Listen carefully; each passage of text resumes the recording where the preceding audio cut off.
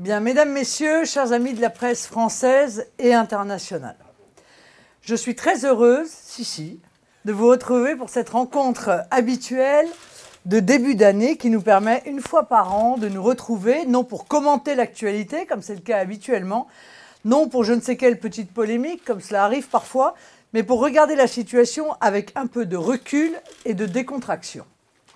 C'est aussi le moment où, très librement, il m'est possible de m'adresser à vous, vous qui, en observateur souvent intraitable, nous accompagnez tout au long de l'année. Cet instant, sans échéance ni contrainte, est un moment privilégié et surtout un moment rare, profitons-en. Même si cela n'est pas dit ouvertement, mais on ne va pas se mentir, au-delà des joutes du quotidien, au-delà du tumulte des affaires courantes que vous et nous traitons, nous sommes entrés dans une phase pré-présidentielle. Vous qui êtes les observateurs le savez bien, le quinquennat n'a pas seulement réduit l'agenda, il l'a accéléré. À peine élu, un président est déjà à mi-mandat et bascule dans la seconde partie du mandat qui conduit à l'élection. Les mois qui viennent vont voir une montée en puissance des candidatures potentielles, ces positionnements qui ne s'avouent pas, ces demi-campagnes qui ne disent pas leur nom, ces pensées devant la glace le matin qui témoignent d'arrière-pensée. Dans la situation que connaît le pays, ce balai un peu puéril et très convenu des ambitions et des égos laisse parfois perplexe. La France n'en a, je le crois, ni le temps, ni les moyens. C'est pourquoi j'ai tenu très vite à vous épargner les faux-semblants, les déclarations en demi-teinte, les postures empruntées. Et puis, c'est dans mon caractère d'être franche et directe, car c'est, je crois, fondamentalement une marque de respect pour vous de ne pas vous cacher ni mes intentions, ni mes objectifs, ni les moyens que je me donne pour les atteindre. C'est donc très tôt, sans pour autant totalement préjuger de la décision qui appartient au congrès de notre mouvement, qui aura lieu en 2021, que j'ai fait part de ma volonté de préparer la présidentielle. Ne croyez pas un instant que je sois une machine qui n'aurait comme logiciel que de se présenter aux élections. Je sais combien la vie est belle et agréable à côté de la politique. Et je sais combien les charges à haute responsabilité sont des prisons par ailleurs moins dorées qu'on ne le croit. J'en fais l'expérience depuis des années. Derrière les hommes et les femmes politiques, derrière le politique avec lequel vous discutez, dites-vous qu'il y a toujours une personne, qu'il y a le plus souvent beaucoup d'altruisme, de dévouement et d'esprit public. Même si certains en doutent encore parmi vous, ayez à l'esprit que dans notre famille politique, nous avons un cœur, une âme. Nous avons aussi des familles ou d'autres tropismes apolitiques qui peuvent nous solliciter et que l'engagement emporte de lourds sacrifices personnels. S'agissant de la présidentielle, le cheminement personnel qui mène à briguer cette fonction, une fonction si éminente et exigeante, s'imbrique aussi avec le parcours initiatique que constitue une vie au service de la politique. Avec, je le dis, ses réussites, ses insuccès, ses erreurs parfois. C'est aussi, je vous l'avoue, en ce qui me concerne, à la tête du Rassemblement national, la suite logique d'une refondation politique que j'ai souhaitée et que j'ai engagée depuis 2011. Cette refondation qui paraît simple, nous l'avons réalisée non sans difficulté, mais sans jamais douter qu'elle était indispensable au pays, indispensable pour tant de nos compatriotes éloignés de la politique par déception, par résignation ou dépréciation de leur propre capacité à être pris en considération. Au moment où s'engage la grande recomposition politique que nous avions théorisée, au moment où les thématiques que nous avons été les premiers à porter dans le débat politique apparaissent comme des enjeux majeurs, l'immigration bien sûr, la mondialisation, la laïcité, le protectionnisme, la fracture territoriale, les violences gratuites ou, par exemple, plus récemment, l'extraterritorialité du droit américain, faudrait-il, partant des constats, renoncer à proposer aux Français un projet global qui les réunit? Pour autant, la seule réponse qui, pour moi, a emporté la décision d'y aller, c'est de savoir si je pouvais être utile au pays. Ai-je quelque chose à dire, à apporter, à réaliser? Ma décision a été réfléchie, mais elle est prise. Mon projet est d'aller vers un projet d'unité nationale autour d'un grand dessein français, d'un grand projet fédérateur qui puisse réunir les Français d'où qu'ils viennent, d'un projet de grande alternance pour remettre le pays sur pied. Les raisons profondes de cette décision d'être candidate, vous l'avez compris, ne font planer aucun doute sur ma volonté de victoire. Ceux d'entre vous qui me suivent n'auront pas manqué de remarquer que depuis 1 an, je me suis mise en retrait, non pas des élections, mais de la joute électorale pure, du combat immédiat pour privilégier la réflexion de fond, un travail moins voyant, parfois moins flamboyant, mais je crois plus essentiel. C'est ce travail de fond qui est nécessaire pour couler les fondations du projet de redressement.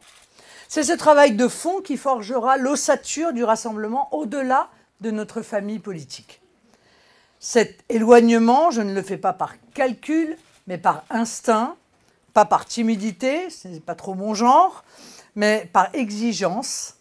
Je sais que les Français n'accorderont leur confiance qu'à la condition de la compétence. Nous devons impérativement être à la hauteur de la tâche que nous demandons aux Français de nous confier. Je crois en cela être fidèle à l'esprit de nos institutions qui placent le président de la République au-dessus des contingences, des factions, des basses querelles. Je crois qu'on ne s'improvise pas président, mais qu'on s'y prépare.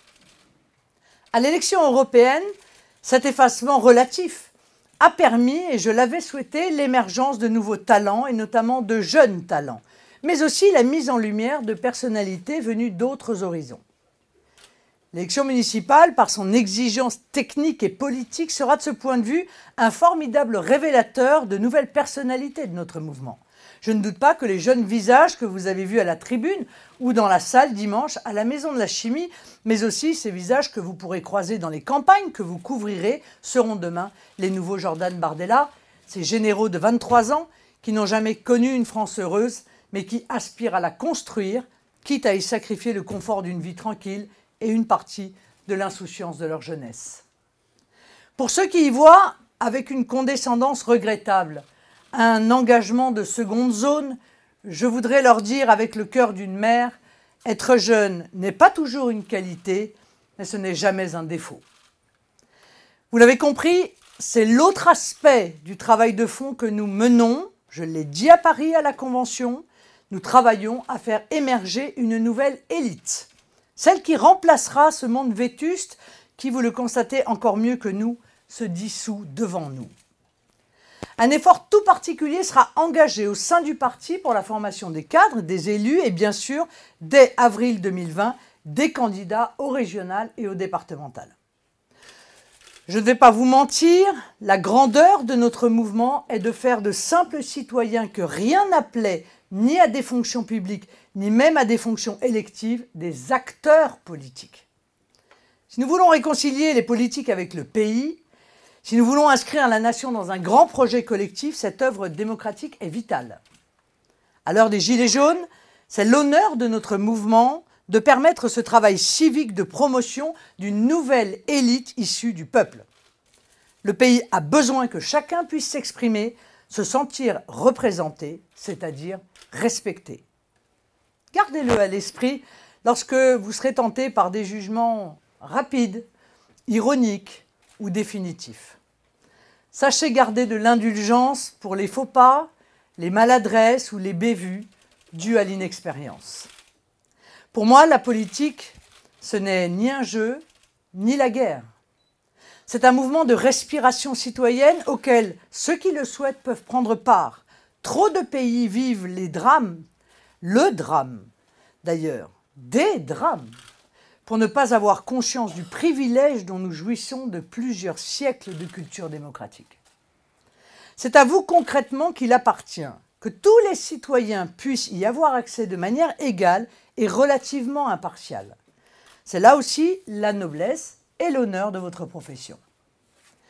Autour des Horaces s'agrégeront des compétences techniques et administratives de haut niveau, dans un premier temps pour apporter une expertise à notre projet présidentiel, puis après 2022 pour exercer à nos côtés le pouvoir. Vous l'avez compris, mesdames et messieurs journalistes et représentants de la presse, nous n'avons certainement pas fini de nous voir, d'échanger, c'est bien ainsi et je m'en réjouis. Au-delà de nos divergences d'appréciation, qui sont naturelles, Au-delà de la liberté d'enquêter et d'écrire, que non seulement je vous reconnais, mais que je défends comme une liberté publique fondamentale, je souhaite que nous puissions entretenir des rapports toujours professionnels, c'est-à-dire respectueux et ouverts. Je crois en une presse libre et éthique comme un facteur d'équilibre des pouvoirs. Je crois qu'elle peut être le rempart des dictatures pour peu qu'elle sache rester libre des féodalités. Je crois qu'elle nous aide, nous autres politiques, à être plus performants, plus exigeants avec nous-mêmes et donc finalement plus convaincants, comme peuvent d'ailleurs vous rendre meilleurs les objections, parfois justifiées, émises sur votre travail par les utilisateurs des réseaux sociaux. Je crois aussi profondément à la liberté d'expression, ce qui m'a amené à m'élever avec virulence contre les tentatives du gouvernement d'instaurer quelque censure préalable que ce soit, et notamment sur les réseaux sociaux, car s'il est vrai que l'on peut y trouver le meilleur comme le pire, la liberté a plus de qualité que de défauts. De surcroît, on ne peut contester aujourd'hui le rôle de contre-pouvoir qu'exercent les réseaux sociaux, dont, je le rappelle, tout de même, les éventuelles dérives restent soumises à la loi de la presse. Si la multiplication des canaux de communication et d'information doit nous faire réfléchir, ce n'est pas sur une inquiétante censure, mais bien sur un accès rapide et facilité aux juges chargés d'en sanctionner les dérives. Quant à l'idée caressée par l'exécutif d'accréditer les sources d'information, elle appelle évidemment à la plus grande vigilance, y compris pour les journalistes, qui ne manqueraient pas d'apparaître à leur corps défendant comme les courroies de transmission du pouvoir. Doit-on rappeler à l'exécutif, en France, au XXIe siècle, que la liberté et le pluralisme des sources d'information sont un des critères de la démocratie? Je vais essayer, dans la mesure de mes disponibilités, de multiplier les rencontres directes avec vos rédactions ou les groupes de journalistes qui nous suivent. Mes collaborateurs sont à votre disposition pour vous aider dans votre mission, vous donner les décryptages, établir les relations au sein du mouvement, ces contacts nécessaires à vos sujets ou à vos déplacements. En ces périodes où la France semble s'enfoncer parfois dans un climat d'une grande violence, violence sociale ou tension identitaire, vous, journalistes, comme nous, politiques, nous avons une responsabilité particulière. La crise de décembre, comme d'autres débats sur lesquels j'ai délibérément refusé de surenchérir, témoigne de mon côté de cette volonté de me plier aux règles de responsabilité républicaine qui s'imposent. Que cette année qui s'ouvre vous apporte personnellement et professionnellement les réalisations et les satisfactions que vous nourrissez. Je souhaite aux organes de presse que vous représentez les moyens de la liberté dont ils ont besoin et plus généralement dont le pays a besoin. Les périodes électorales sont des périodes de grands débats démocratiques publics. Il nous appartient, à vous et à nous, de rendre ceux qui se dérouleront à l'occasion des municipales, des régionales, des départementales, les plus fructueux possibles. Si nous y réussissons, nous aurons servi le pays en permettant au peuple souverain de trouver librement et dans la lumière les voies qui lui conviennent. Je vous remercie et je suis bien entendu à votre disposition pour répondre à vos questions.